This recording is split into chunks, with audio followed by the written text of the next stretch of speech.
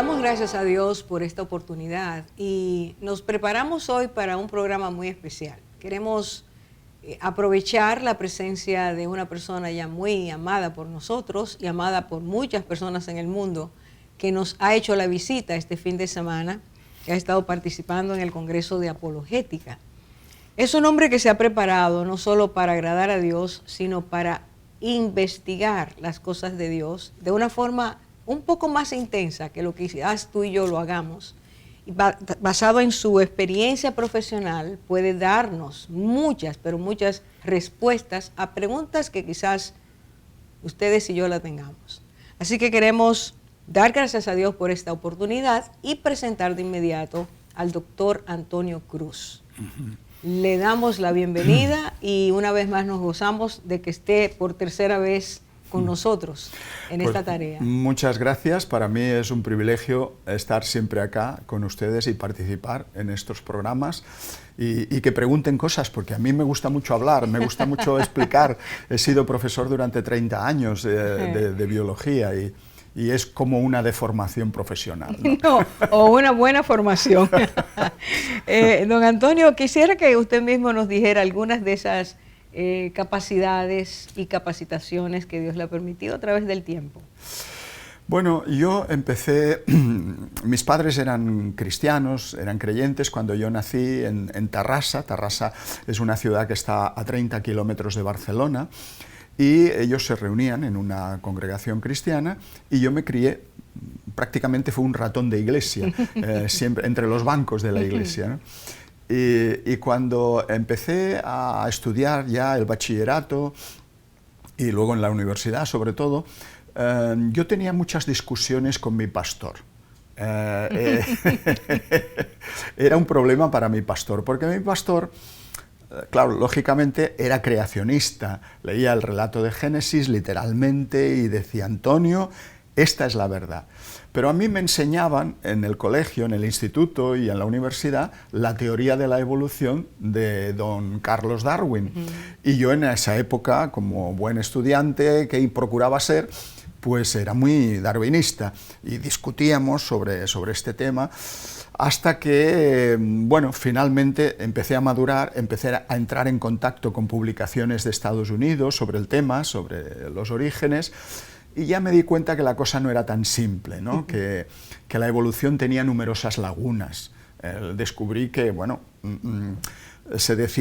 Darwin decía que de una célula surgida en el mar, pues por evolución a lo largo de millones de años, por mutaciones en el ADN y por selección natural de esas mutaciones, esa célula se habría convertido en seres invertebrados, después en peces, en anfibios, reptiles, aves, mamíferos y finalmente el ser humano, ¿no?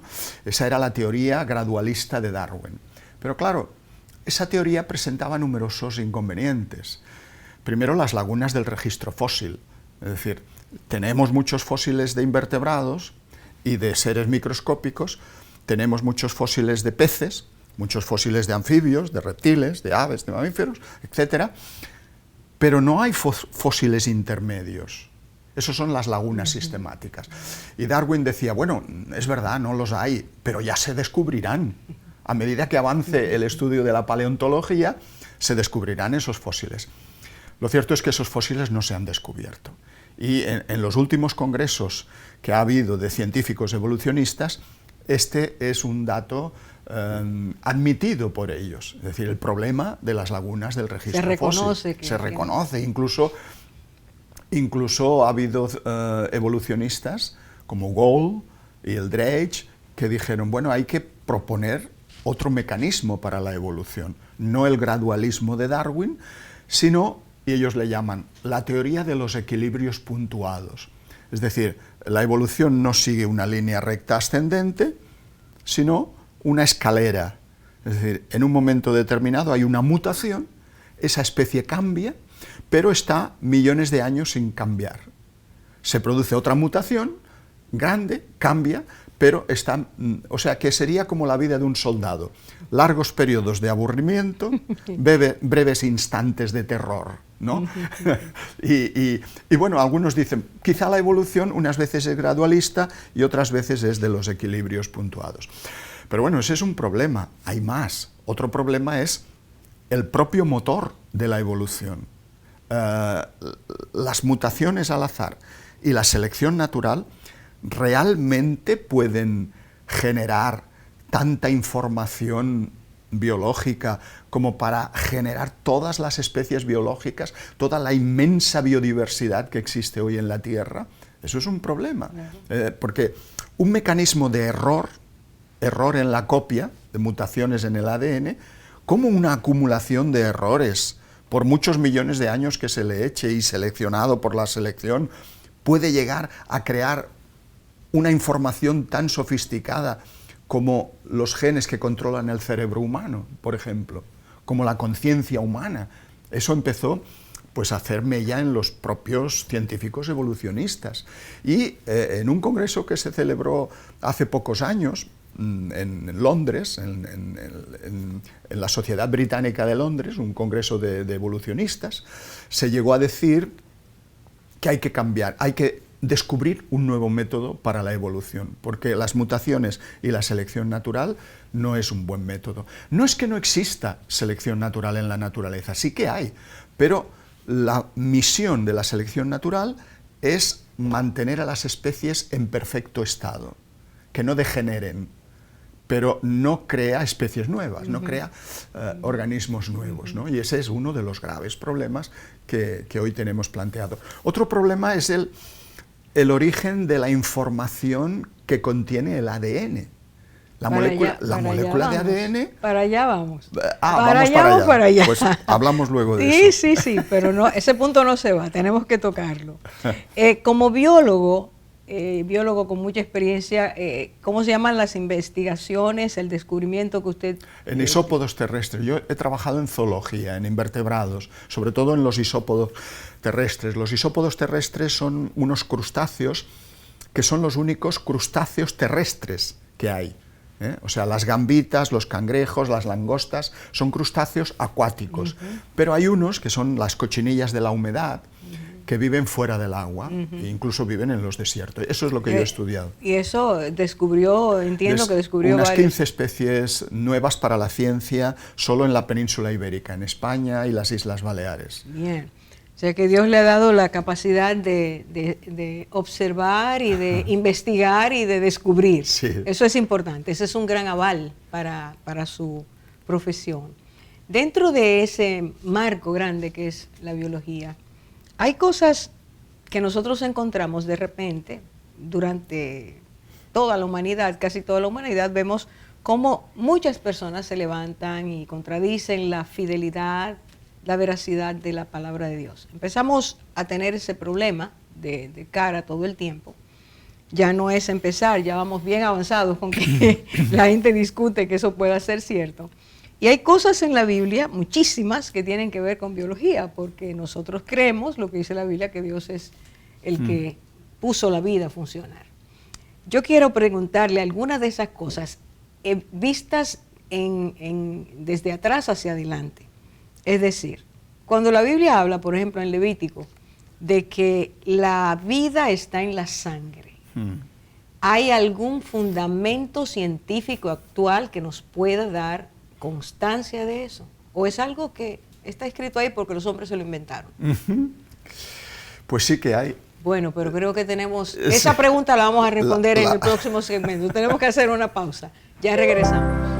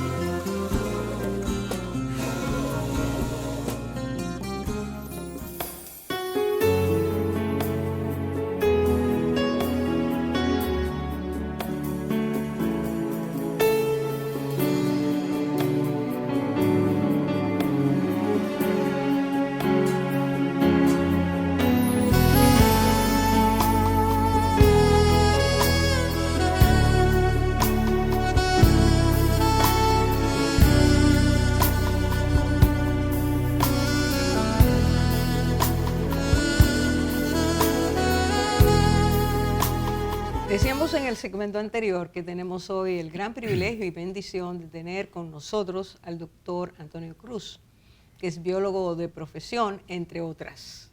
Y estaba usted diciendo al terminar el segmento anterior, iba a empezar a decirnos qué conexión existe, si existe. Sí, el tema de la vida de la carne en la sangre es algo muy misterioso que se dijera en aquella época. Porque en aquella época no se tenían los conocimientos necesarios para saber que realmente es así. Es decir, que la sangre es un tejido líquido fundamental del cuerpo humano. La sangre está formada por glóbulos rojos, glóbulos blancos, plaquetas y toda una serie de proteínas, de sustancias. La misión de la sangre, de la hemoglobina de la sangre, que es una proteína muy especial de la sangre, es tomar las moléculas de oxígeno en los pulmones del aire externo y transportarlas por las venas, vénulas, capilares, a todos los millones de células que existen en el cuerpo, oxigenarlas, es decir, darles el oxígeno vital para que ellas vivan, y llevarse la bolsa de basura, la bolsa de CO2, y de vuelta expulsarla por los pulmones. O sea, podemos decir que la sangre es la vida, sin sangre no hay vida. Pero claro, esto no se descubre hasta muchos siglos después de que los hebreos dijeran eso. O sea, antiguamente se pensaba que la sangre era estática, que estaba quieta.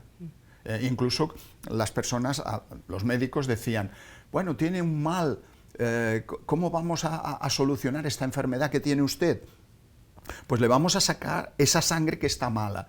Y ponían sanguijuelas en el cuerpo, hacían esas sangrías, ¿no? Porque se pensaba que era la sangre la que tenía esos tumores, esas cosas malas. En realidad, nadie sabía que la sangre circula. Nadie sabía que la sangre es la vida porque lleva oxígeno a todas las células del cuerpo. Esto no se supo hasta que un médico que era de origen árabe hizo estudios, porque claro, en aquella época estaba prohibido la disección de cadáveres. Era un sacrilegio. Incluso una persona cuando había muerto, hacerle una disección, eso estaba prohibido, había que enterrarlo tal cual. No existía medicina forense. Entonces la medicina forense no existía, con lo cual no se conocía bien cómo era el cuerpo y que la sangre realmente circula. Luego Miguel Servet, el español, el aragonés, era de la zona de Aragón.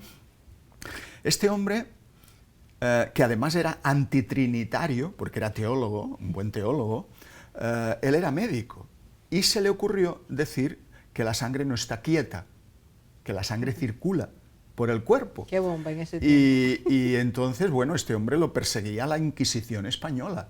No tanto por decir eso de la sangre, aunque eso fue revolucionario en su época.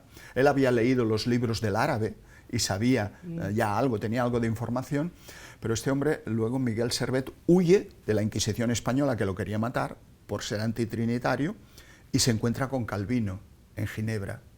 Y Calvino tampoco era amigo suyo por el tema trinitario y allí consiguieron atraparlo y murió.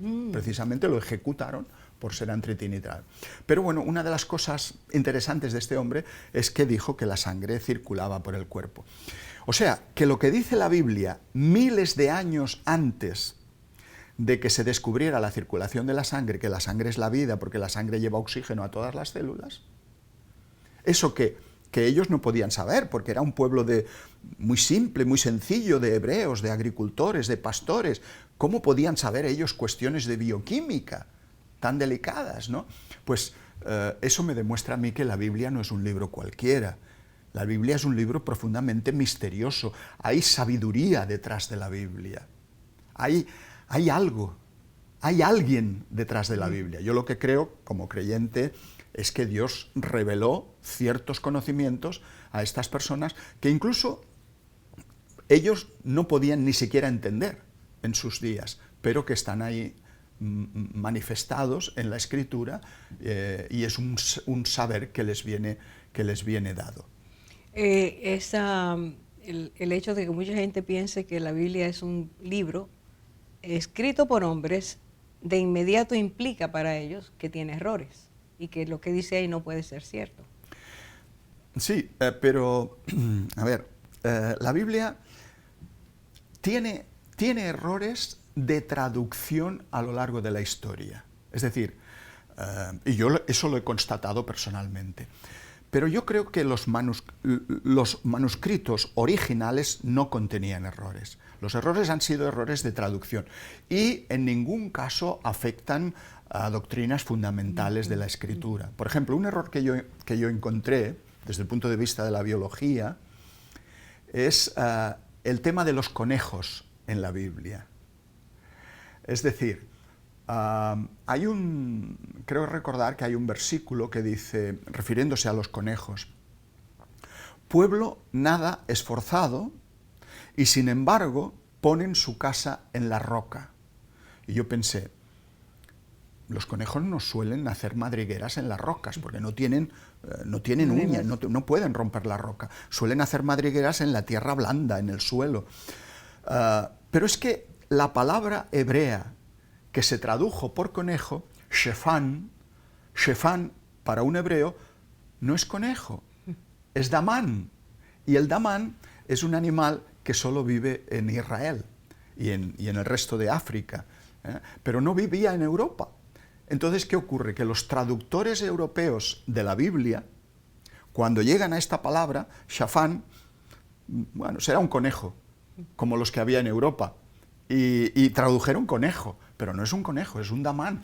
El damán es una especie muy diferente al conejo, es un animal que es capaz de trepar a los árboles, es como un castor, pero sin cola.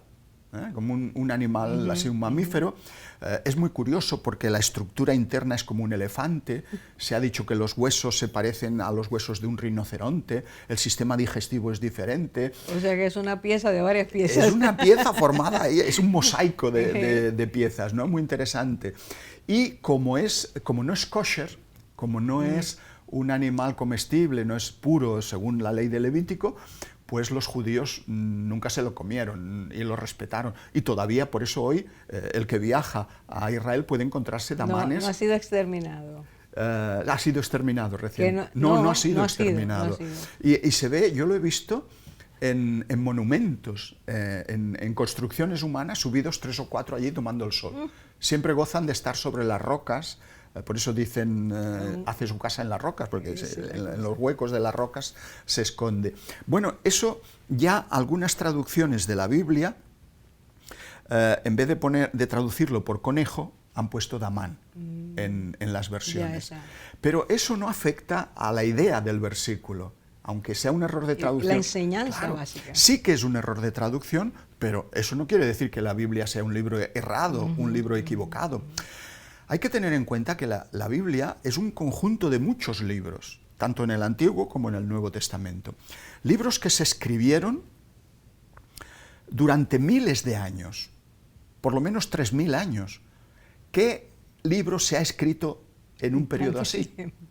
Pero es que además los libros que se escribieron en idiomas distintos, en hebreo, en arameo, en griego, el Nuevo Testamento, por personas completamente distintas, por reyes, algunos pastores de ovejas, gente sencilla, pero también gente culta, eruditos, rabinos, proscritos, libros que se escribieron en la cárcel, en cuevas, en el desierto, y todo eso tiene el mismo mensaje, tiene el mismo tema. Es curioso. Muy importante. Muy importante. Es sorprendente eso, ¿no? Entonces, ¿cómo se puede decir que la Biblia es un libro equivocado, escrito por hombres, si es un libro tremendamente singular? Es un libro misterioso, es un libro que encierra verdades no solo espirituales y teológicas, históricas, sino verdades científicas, que a mí eso es lo que me llama mucho la atención. Así que, volviendo al principio, el pastor que tenía al estudiante, a la ovejita, que lo cuestionaba, terminó diciendo, Te lo decía, Sí, yo estaba en lo cierto. Él me ganó el debate. Bueno, eso ocurre cuando definitivamente nosotros tenemos inquietudes puestas por el Señor y nos dejamos guiar hacia esa búsqueda, porque Dios no es el Dios que no quiere que sepamos, Claro. es el Dios que revela, ese libro revela. misterioso que usted dice, lleno de verdades. Así es el guionista es Dios, Claro. el que ha hilvanado todo eso es Dios. Claro. Y decía, tiene cosas muy importantes. Una de las que quiero que como biólogo nos diga algo es esta, ¿qué ocurre? Se dice mucho hoy que una persona no es persona cuando está en el vientre de su madre, en el tiempo de formación. Un paquete de células, como decía la UA, ¿verdad? Pero, ¿cuándo empieza la vida de una persona? Científicamente, como biólogo, usted puede decir, la vida empieza en tal momento. ¿Cómo es eso? Bueno, la vida empieza en el momento de la fecundación. La vida humana empieza en el momento de la fecundación. No empieza la vida de una ballena, de un chimpancé, de un caballo o de un perro. Es una vida humana. Un espermatozoide masculino, de los miles que se producen en la eyaculación masculina durante la relación, el primero que llega al óvulo, penetra en el óvulo femenino y le dona la carga de cromosomas que lleva. Lleva 23 cromosomas. El óvulo lleva otros 23 cromosomas. Se dice que son células haploides, porque llevan la mitad de los cromosomas que suele llevar una célula normal, que son 46.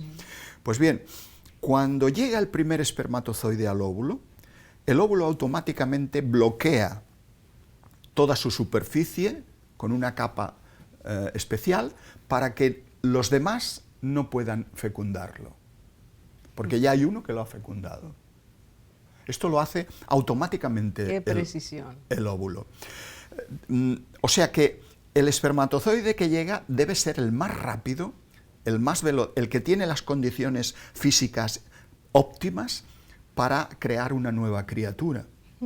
Los demás se quedan atrás. Si el flagelo no le funciona bien, se queda rezagado, algunos mueren, otros son veloces, pero este es más. O sea que somos los campeones. Cuando llega y se produce la zona esta pelúcida, que bloquea a todos los demás, empieza la fusión de los dos gametos, de los 23 cromosomas más los 23 del núcleo del óvulo. Se fusionan y forman una única célula que contiene 46 cromosomas. Esa célula se llama cigoto. Entonces el cigoto, ahí en el cigoto hay una mezcla de la información del papá y una mezcla de la información del mamá. Pero ese cigoto es único, tiene unicidad, tiene singularidad. No existe otro cigoto en todo el mundo igual que él. Es decir, somos más de 8.000 millones de personas en la Tierra. Todas diferentes. Pero todas diferentes, absolutamente diferentes. Se han mezclado dos barajas, de naipes, de cartas, y han producido un ser que es único. Cuando nosotros decimos no es persona, evidentemente no es un adulto, no es un bebé, es el embrión de un bebé, es el inicio de un bebé. Pero esa unicidad, esa singularidad de la fecundación no se da en ningún otro lugar. Y eso es muy respetable. Ese cigoto inmediatamente empieza a dividirse por la mitad en dos células idénticas, dos células hijas. Cada una de esas células hijas se vuelve a dividir en dos, siempre múltiplos de dos. Cada vez son 2, 4, 6, 8, 16, 32, múltiplos de dos. Al final se produce una mórula. La palabra recuerda a las moras, la frutita, porque son muchas células redondeadas que se invaginan por el interior y empiezan a producir poco a poco ahí la mórula, la blástula, la glástula y todo un proceso que curiosamente los científicos han dividido en partes, pero no es porque haya partes muy diferenciadas, se trata de un proceso continuo. No podemos decir hasta aquí es un grupito de células, aquí esto es un embrión, aquí es un feto, que eso se hace, esa clasificación, simplemente de manera artificial para aclararnos de qué estamos hablando. Que hay estadios. Pero hay un proceso continuo entre lo uno y lo otro. Entonces, ¿qué ocurre? Seguimos y nos vemos. Aleluya. Alabad al Señor en su santuario. Alabadle en su majestuoso firmamento. Alabadle por sus hechos portentosos. Alabadle según la excelencia de su grandeza. Alabadle con sonido de trompeta. Alabadle con arpa y lira. Alabadle con pandero y danza. Alabadle con instrumentos de cuerda y flauta. Alabadle con címbalos sonoros. Alabadle con címbalos resonantes. Todo lo que respira, alabe al Señor. ¡Aleluya! Una vez más, continuamos con esta segunda parte del programa, teniendo con nosotros el privilegio de recibir una enseñanza fresca, vívida para este tiempo, justamente donde hay tantas enseñanzas que dicen lo contrario. Estábamos haciendo, don Antonio, estoy hablando de don Antonio Cruz, estábamos haciendo usted estaba desarrollando la idea de que yo le había dicho que mucha gente no cree lo que dice la palabra de Dios, entiende que está lleno de errores y qué evidencias al día de hoy la ciencia puede, sin proponérselo, decir que eso que está en la Biblia es la realidad. Y hablaba del desarrollo humano desde el vientre de la madre. Mientras hablaba, pensaba en el Salmo 139, cuando David dice específicamente, porque tú formaste mis entrañas, tú me hiciste en el vientre de mi madre, te alabaré, etcétera, etcétera. Y en el versículo 16 dice, mi embrión vieron tus ojos, mi embrión vieron tus ojos, es decir, Dios miró el embrión cuando David estaba siendo formado. Ajá. ¿Cómo sigue ese proceso? Bueno, y eso lo dice el salmista cuando todavía no había ecografías. Sin duda. Es decir, nadie se podía imaginar que se pudiera ver el embrión, que los ojos humanos pudiesen ver directamente el embrión. Pero además yo creo que ese salmo es muy significativo por el hecho de que si Dios ve el embrión, es porque Dios tiene un proyecto para ese ser humano que va a nacer desde antes de su nacimiento. Porque Dios valora al embrión desde antes del nacimiento. Le confiere dignidad de ser humano desde antes del nacimiento. Es la idea que aquí está expresando el salmista, es que no podemos decir, ahora no es humano y lo podemos matar, porque todavía no ha nacido. Y desgraciadamente en nuestra sociedad se ha llegado a eso, el tema del aborto, que es un tema tan viejo como la propia humanidad, siempre ha sido un problema para las distintas sociedades. El tema del aborto es contrario a la voluntad de Dios. Los cristianos siempre fueron contrarios a la eliminación de los embriones. Siempre el cristianismo apostó por la vida, por el respeto a la vida naciente. Si toda vida humana merece respeto, ¿cuánto más aquella vida embrionaria que no se puede defender, que es la más vulnerable de todas? Sin embargo, en nuestras sociedades abortistas eso no se tiene en cuenta y se sugiere a veces que se trata de un grumo de células, una mórula, pero son células con dignidad. No son células como las del pangolín, las del puercoespín, las del delfín o las del perro. Son células que Dios le confirió dignidad. Claro, el que no cree en Dios ni cree en la Biblia, pues no le importa matar a un embrión, como se está ocurriendo hoy, las atrocidades que se están cometiendo con el tema del aborto. Pero yo creo que la Biblia es respetuosa desde el principio con la vida y que eso no lo contempla y que los cristianos tampoco deberían contemplar. Deberíamos, aunque muchos ya han entrado dentro de esa corriente de la destrucción. Destrucción, eliminación, homicidio. esa palabra ya no la utilizamos, pero realmente eso, interrupción del embarazo, Sí. es exactamente ese concepto de que la vida tiene valor porque Dios se la ha dado. Es tan importante que para mí se calcula que David, 1000 años antes de Cristo, y ya tenemos 2000 más, hace 3000 años está diciendo que la Biblia tiene razón. Sí, claro. Dios fue que le mostró a David, ya un hombre, Claro. que él estaba ahí presente cuando el momento de la concepción y el desarrollo. Doctor, otra pregunta que tiene que ver con esa. ¿Qué le sucedió a esa criatura de 3 meses que estaba en el vientre de Elizabeth, que cuando escuchó el saludo saltó en el vientre de su madre? ¿Qué nos dice eso? Bueno, es normal que los embriones se muevan, a veces que pataleen, como saben muy bien las señoras que han tenido bebés dentro, que han sido madres. Los bebés se mueven y a veces pues producen, con los pies, producen ciertos movimientos del vientre, y le dice, ven, le dice al marido, pon la mano aquí, mira cómo se mueve. O sea, eso es una cosa bastante habitual.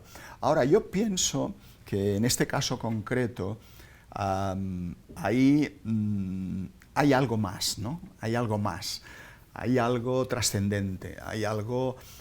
Porque claro, después Juan el Bautista, primo de Jesús, iba a ser quien bautizaría al Señor Jesús.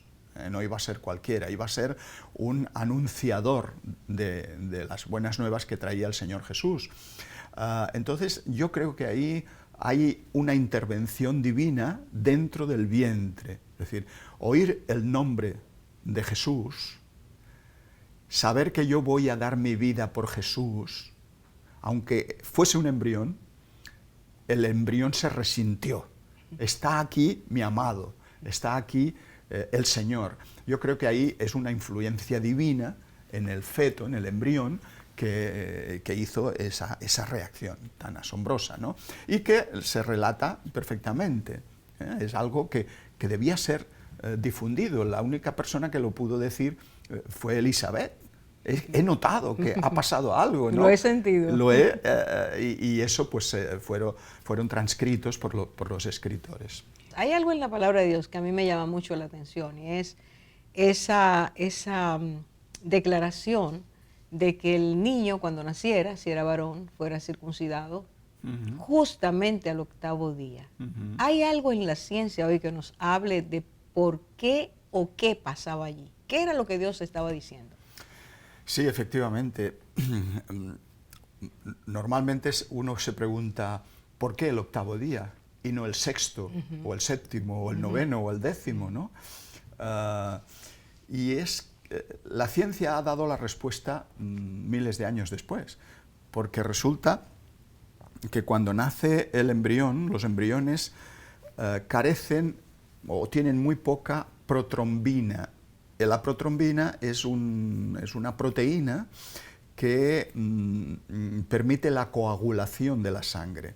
Es decir, el bebé nace con poca protrombina y pasa al primer día, segundo día, tercer día, va aumentando el nivel de protrombina, y cuando llega al día 8º, la proteína está en su situación máxima.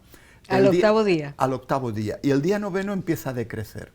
Y el 10º hasta que se estabiliza el nivel. Pero el mejor día para hacer una cirugía y que el bebé no se desangre es el 8º día. Eso lo ha confirmado la ciencia. Eso se ha sabido en el siglo XX.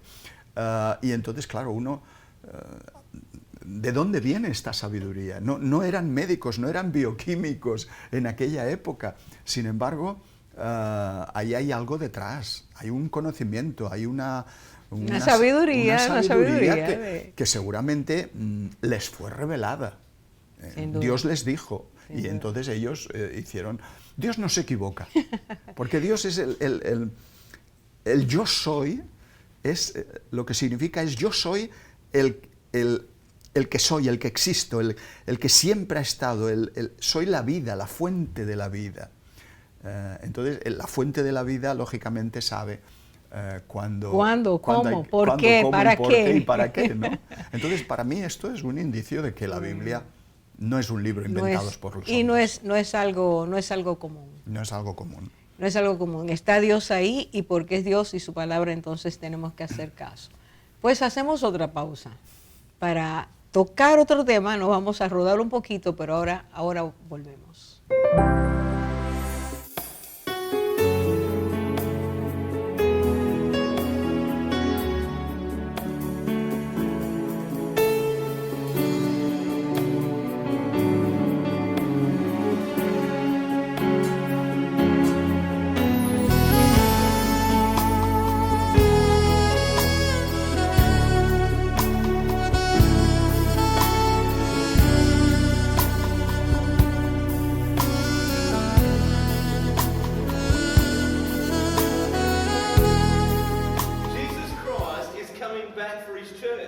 The Bible says in Matthew chapter 24 verse 42, "Watch therefore, for you do not know the hour your Lord is coming."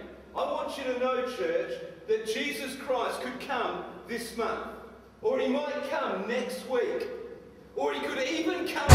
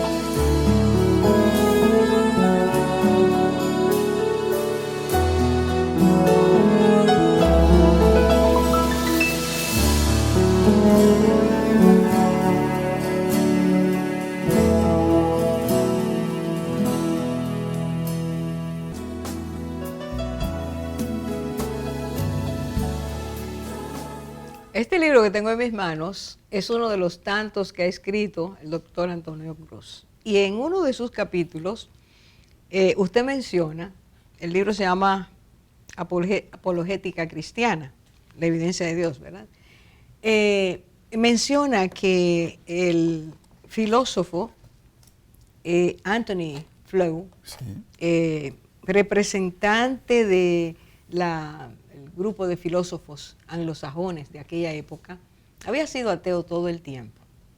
Pero más tarde, en el siglo XX, él da la declaración al mundo de que él ya no es ateo y escribe el libro Dios existe. Para que un ateo diga esto, algo tiene que haber pasado en su vida. ¿Qué lo llevó ahí? ¿Qué fue lo que él observó? Sí, realmente Anthony Flew fue quizá uno de los más grandes ateos que tuvo el siglo XX, pero no un ateo como el común de los ateos, sino un ateo filósofo. Él era filósofo y se pasó la vida escribiendo artículos de filosofía negando la existencia de Dios, favoreciendo el ateísmo, ¿no? Sin embargo, este hombre, cuando cumple 80 años, dice que ha estado toda su vida equivocado. Inmediatamente los medios de comunicación se le echan encima diciendo, ¿pero qué le ha pasado a este hombre tal? Sus colegas, muchos de los cuales eran ateos, pues muchos lo discriminan, alguno incluso dice, algún grupo religioso le ha lavado el cerebro y seguramente el hombre ya está senil. Sí, ya imagino, de esa edad. No sabe muy bien lo que se dice, ¿no? Pero sí, él sabía muy bien lo que se decía. Y él explica, al final de este libro, Dios existe, explica que lo que le llevó a la convicción de que había estado equivocado dentro del ateísmo son los últimos descubrimientos de la ciencia. Los últimos. Los últimos descubrimientos de la ciencia. O sea, él, viendo la información que contiene la molécula de ADN, viendo la complejidad de la célula, la complejidad de la vida, llega a la conclusión de que eso no se ha podido hacer por azar, por casualidad, por un materialismo evolutivo que lo haya hecho a partir de la casualidad. Eso él no lo puede aceptar. Dice, eso no tiene lógica. Entonces, alguna inteligencia ha tenido que influir en eso. Y entonces él empieza, en su libro argumenta la imposibilidad de que la información de la molécula de ADN haya surgido por azar. El origen de la vida, la complejidad de la primera célula viva, hoy día la célula más simple que existe, una bacteria, es tan compleja que eso no se ha podido gestar por casualidad. Eso es lo que a él le lleva a pensar que hay un Dios. Y no los motivos teológicos, ni siquiera el haber leído la Biblia, ni nada, simplemente argumentos racionales le llevan a esa conclusión de que hay un diseño detrás de todo. Y algún periodista le pregunta, ¿y si usted tuviese que elegir una religión, cuál elegiría? Y él dice, bueno, viendo cada una de las religiones, a mí me parece que la que tiene a Jesucristo como Dios es la que más posibilidades tiene de que yo la eligiera. No sabemos, él falleció después, no sabemos si él llegó a aceptar al Señor Jesucristo como Salvador o simplemente fue una frase que dijo y después no llegó. Pero lo cierto es que un hombre que ha sido ateo toda su vida diga esto es suficientemente significativo y nos da que pensar. Es decir, claro, porque hubo una época en que el materialismo parecía tener muchos argumentos, pero la ciencia ha demostrado que hay cosas que no se pueden explicar por la pura materia, por la pura materialidad, ¿no? El hecho del Big Bang, que en un momento determinado aparezca todo y el mundo esté en expansión y que antes no haya nada, que no sepamos lo que hay antes. Actualmente hay muchos cosmólogos que están intentando proponer teorías sobre qué habría antes del Big Bang, porque lo que postulan es que quizá hay una eternidad, la eternidad de la materia, pero los datos de la ciencia son muy tozudos y apuntan a que hay un origen, hay un principio. En un momento determinado empieza el espacio, el tiempo, la energía y la materia. Todo empieza a partir del punto ese del Big Bang. Eso es lo que hoy cree la ciencia. Y a partir de ahí se va expandiendo. Claro, si tuvo un principio el universo, eso quiere decir que tendrá un final. Que todo se acabará también. Y eso es lo que hoy acepta la ciencia. Que llegará un momento que el universo colapsará, que todos los átomos, todas las estructuras se separarán y el cosmos quedará como una sopa de elementos sin energía apenas, ¿no? Y eso ocurrirá dentro de muchos millones de años, se dice. Pero, curiosamente, la ciencia que durante muchos años había estado diciendo que el mundo era eterno, que ni tuvo principio ni tendría fin, ahora dice todo lo contrario, que el mundo tuvo un principio y que también tendrá un final. Y cuando usted dice que la ciencia está afirmando eso, ¿de quiénes estamos hablando? No de personas específicas, sino de qué grupo, cómo se catalogan, cómo se dicen a sí mismos al creer que todo empieza con el Big Bang. El estamento científico a nivel mundial tiene el consenso de que el Big Bang es la teoría actual mayoritaria, mayormente aceptada por todos los científicos. No es que sea una teoría que gusta a todo el mundo. Ahí vamos. Hay muchos científicos que no les gusta y que preferirían que el Big Bang fuese falso, porque de hecho el Big Bang se parece mucho al relato del Génesis. En el principio Dios creó, ¿no? Y eso a muchos les repugna esa idea, a muchos científicos. Incluso el mismo nombre de Big Bang, gran explosión, se lo puso un científico en plan despectivo. Cuando entraba el proponente de la teoría a un congreso de cosmólogos, uno de los científicos que estaba allí, que me parece que fue Fred Hoyle, dijo, mira, ahí viene el del Big Bang, el de la gran explosión. Y curiosamente esa es la nomenclatura que persistió a través del tiempo, la teoría del Big Bang. Yo traje un libro aquí que quería que comentáramos algo acerca de eso, pero estoy mirando que quizás no tengamos tiempo para explayarnos. Pero es un libro que está, digamos, de moda. Me enteré justamente de él leyendo Protestante Digital. Ajá. No sé si fue usted que hizo el comentario. Yo escribí un artículo sobre eso. Creo que ese lo leí. Ese libro se llama Dios, la ciencia, las pruebas. Está escrito por dos científicos franceses sí. Y es un boom el libro, es una cosa impresionante. Sí, un bestseller. Yo lo mandé a pedir y tuve que esperar muchísimo tiempo porque no había. Pero es un libro sumamente interesante para mí porque dice las cosas científicas de una forma legible para nosotros que no somos científicos. Y él dice algo aquí que no sé, vuelvo a repetir, no sé si vamos a poder concretar la idea, pero es sumamente interesante.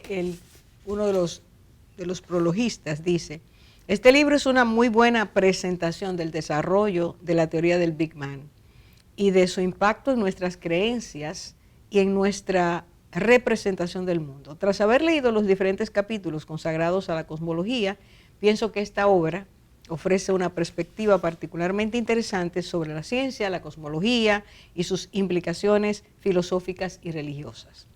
Según los autores, Michel Ibert y Oliver Bonacieux, ambos ingenieros, un espíritu superior, según ellos, él cita ahora, un espíritu superior podría estar en el origen del universo, según dicen los autores, y él lo cita eso.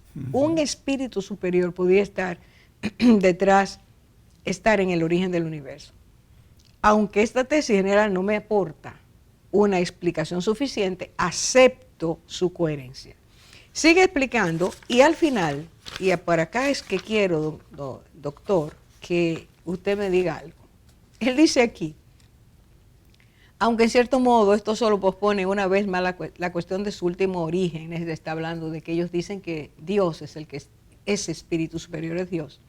Él dice, ¿cómo llegó a existir ese espíritu o Dios y cuáles son sus propiedades? ¿Y cuáles son sus propiedades? A veces, cuando levanto los ojos al cielo, hacia los millares de estrellas que brillan en la noche, pienso en todas las personas que, como yo, levantaron los suyos hacia el cielo de la misma manera y se preguntaron cómo empezó todo esto. Ese es su cuestionamiento. Ciertamente no conozco la explicación, pero quizás algunos lectores tendrán la suerte de encontrar el principio de la respuesta en este libro. Lo interesante es que este hombre es un premio Nobel. Y le pidieron estos científicos, los escritores, que él hiciera el prólogo después de leer el libro. Pero él está hablando de que ellos llegaron a esta conclusión. Hay alguien, un espíritu superior, y después dicen que es Dios. Y él está diciendo, yo no lo conozco todavía, pero tiene sentido lo que ellos están diciendo. Entonces, ¿qué nos puede decir un poquito acerca de esto?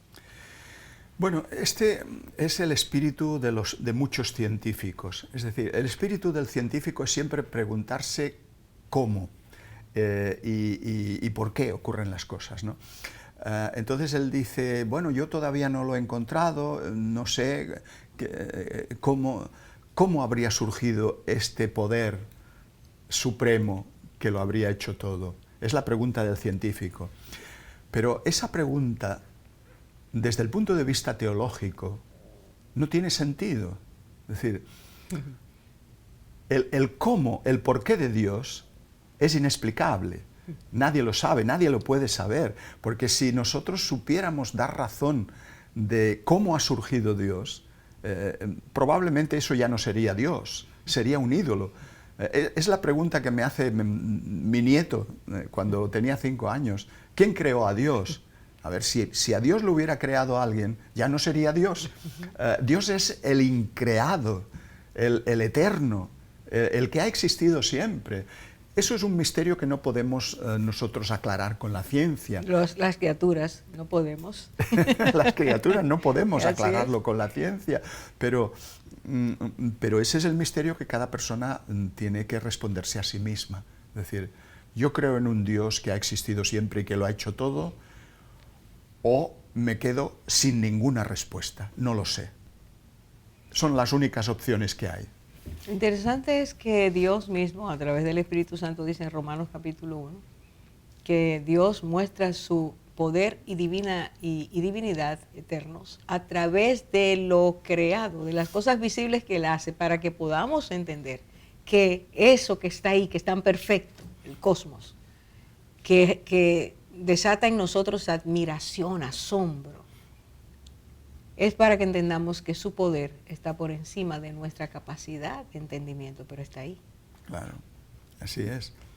¿Cómo nosotros podemos, a un mundo incrédulo, podemos decirle que la palabra de Dios es real, que Dios es real y que lo que Él hizo es real? ¿Qué usted, en su experiencia, podría regalarnos? Hay un texto en el Nuevo Testamento que dice que las cosas invisibles de Dios se hacen claramente visibles siendo entendidas por medio de las cosas hechas.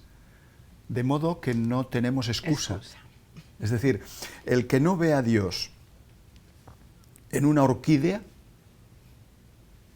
el que no ve a Dios en el rostro de un niño, el que no ve a Dios en el amor de unos esposos, es porque está ciego. Pero hay cosas, hay maravillas en esta tierra, en este mundo, que solo se explican si hay una mente suprema, un Dios de amor misericordioso que hay detrás. Sí que hay muchas cosas malas en este mundo. Vivimos en un mundo, según la Escritura, caído, sometido al mal. Y hay muchas cosas, muchos ejemplos de cosas incluso biológicas que son muy negativas. Pero es porque este mundo está estropeado. No fue así como Dios lo diseñó al principio. Eso. Yo creo que esa es la palabra clave, no fue así al principio. No fue así al principio. En el principio Él lo creó todo y cuando lo vio todo dijo que era bueno, bueno en gran manera. Don Antonio, doctor Antonio Cruz, nos complace grandemente tenerlo de nuevo entre nosotros, enseñándonos siempre, compartiendo todo eso que el Señor le ha dado a usted primero. Que Dios lo siga bendiciendo y siga trayendo esta luz, esta revelación a todos nosotros. Invitado para próximas veces. Muchas gracias. Si Dios lo permite. Muchas gracias. Y a usted que hoy ha escuchado el programa, esta exposición, le pedimos que medite en cada una de las preguntas que Él ha respondido. Muchas de esas tienen que ver con tu vida y lo que Dios quiere que tú en este tiempo comprendas. El gran amor de Dios es Jesucristo. Y Él vino a decirnos que Dios nos ama y que Dios es real. Dios te bendiga grandemente.